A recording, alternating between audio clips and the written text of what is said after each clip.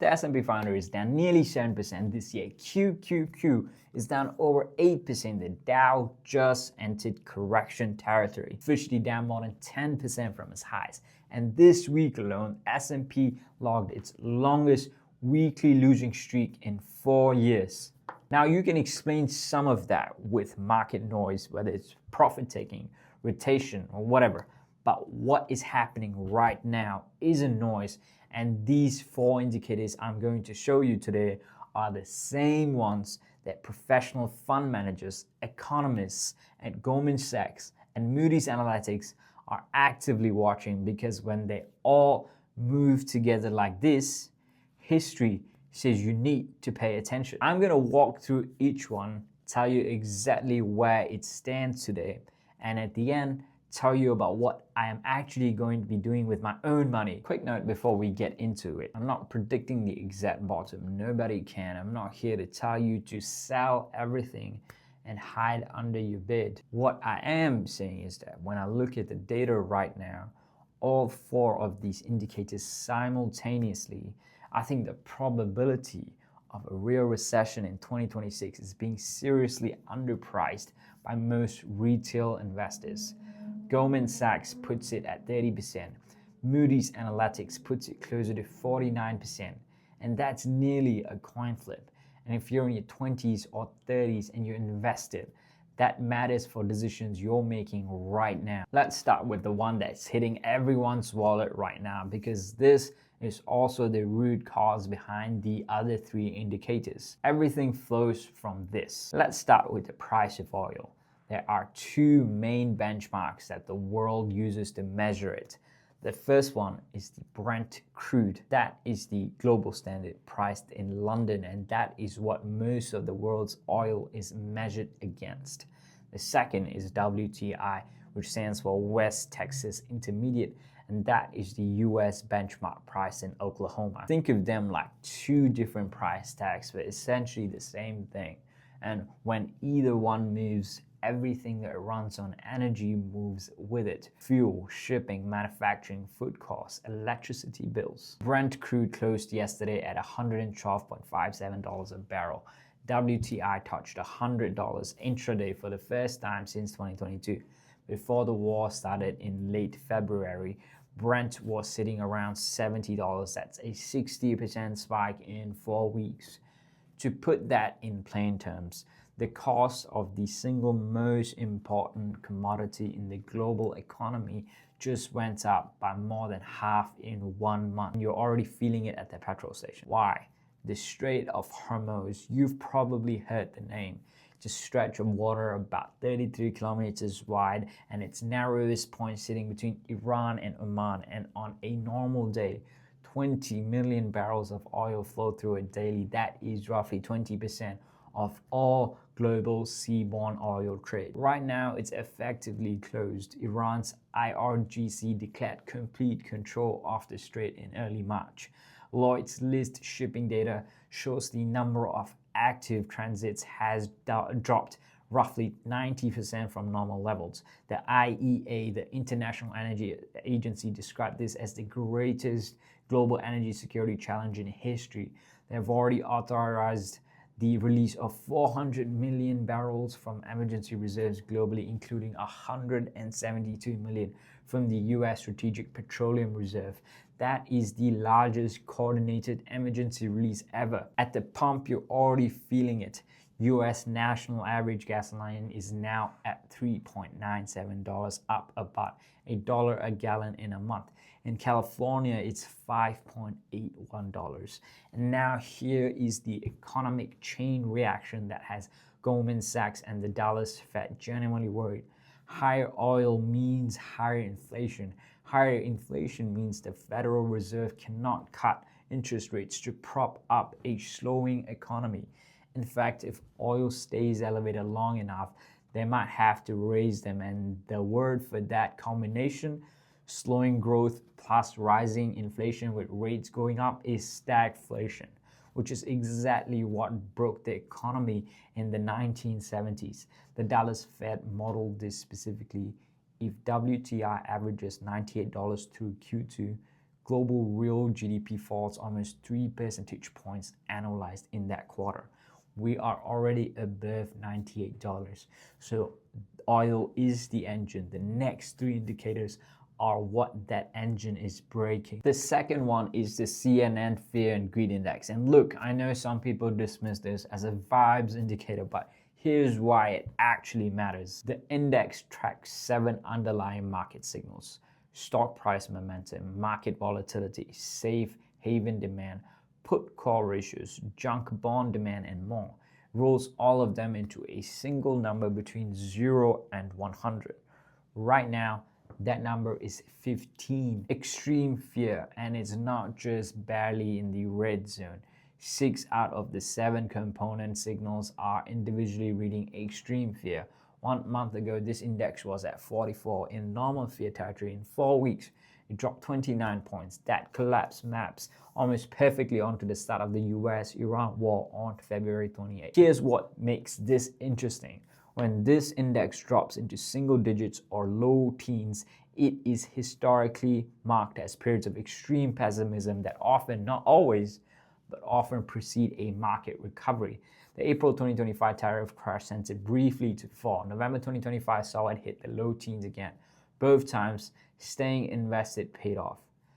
But here's what's different this time. In 2025, the fear was driven by policy uncertainty, tariffs, political noise.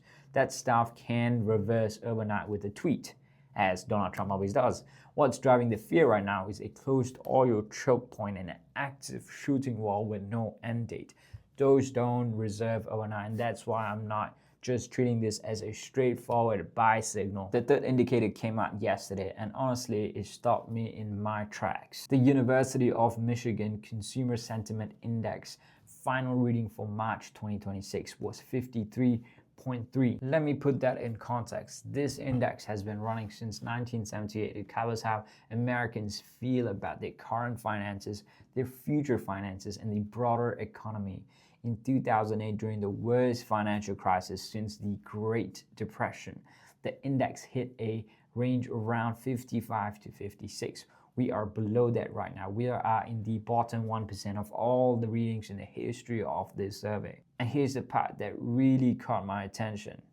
Survey director Joanne Hsu noted that 2/3 of March response were collected after the Iran war started on Feb 28th. The war didn't just affect markets, it broke consumer confidence. Inflation expectations jumped to 3.8%, the highest single month jump since April 2025. Gasoline price expectations rose 5-fold in a single month. And now you might say, look, sentiment is a soft indicator. People feel bad about many things, but they keep spending. And that's been true in recent years. The upper income bracket especially kept spending even when confidence was falling. But the data from this survey shows something I haven't seen before. Even higher income consumers are pulling back. When the people at the top of the K-shaped economy start retrenching, that is a different kind of signal. That's when spending actually slows.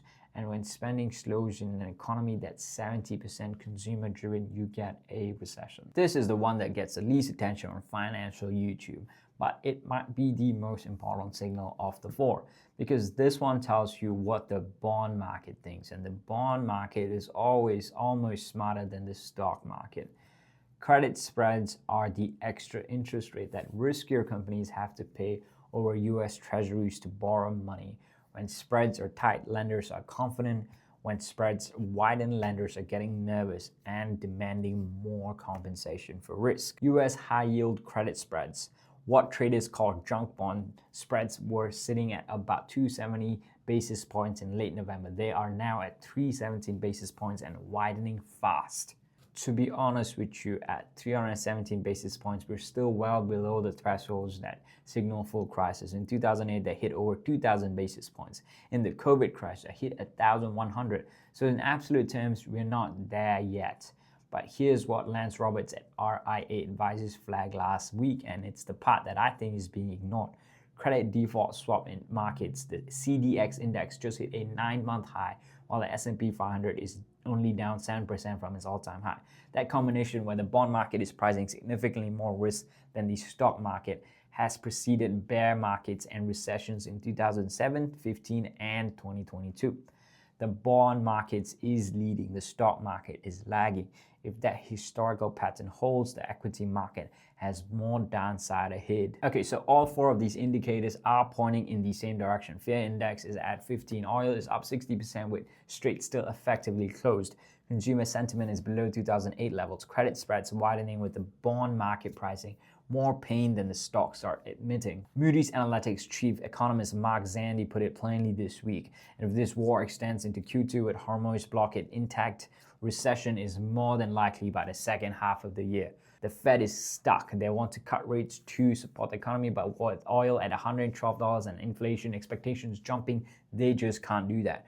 So here is exactly what I'm personally doing. My dollar cost averaging is on and it's staying on. Every single month, money goes out automatically into QQQ, VWRA. I don't touch it. I don't adjust it based on news cycles or fear and greed readings or what is happening in the Middle East. That money goes in on schedule, rain or shine. And right now, I'm buying QQQ at an 8% discount to where it was in Jan. I'm buying S&P at a 7% discount. If you are DCAing, a down market isn't a problem. It's the whole point. You're getting more shares for the same dollar. That part of my plan doesn't change ever. But then I have a second strategy running alongside it. And this is the part that gets interesting. I keep a separate cash allocation. I call it my gunpowder. It's the money I specifically do not deploy in my regular monthly plan. I'll hold it for moments exactly like this one. And I have trigger prices set, specific drawdown levels where I will just pump that cash in aggressively on top of my regular DCA. If the S&P 500 drops 10% from the current levels, I deploy my first batch of cash. If it drops 20%, I deploy my bigger second batch of cash. If we get a full market breakdown, a real 30% plus cash, I go in hard on everything. QQQ, broad index, maybe individual positions that I have been watching. The reason this works is JP Morgan data that's been floating around finance Twitter. If you miss just 10 bearish trading days on the S&P 500 over the last 20 years, you would have lost more than half your total returns. And these best days almost always happen in the middle of the worst crashes. So I'm not waiting on the sidelines doing nothing. My DCA keeps me in the market. My gunpowder is what lets me swing when fear peaks. But here's what I want you to take away from today. The data is serious. And I think there's a real chance it gets worse before it gets better. But here's the thing that I keep coming back to. The people who have built real wealth through 2000, 2008, 2020, 2022, they weren't the ones that had a perfect read on the macro. They were the ones who had a plan before chaos started and stuck to it when everyone else was either panicking or frozen. My plan right now is simple. DCA stays on no matter what. Gunpowder sits ready at specific price levels, and I don't make emotional decisions based on the headline. That's it. That's the whole thing. If you want to tell me your plan in the comments, are you still DCAing through this, or have you set up a gunpowder strategy of your own? Drop it below. I try to read every single one of my comments. So stay in the game and let's make insane wealth.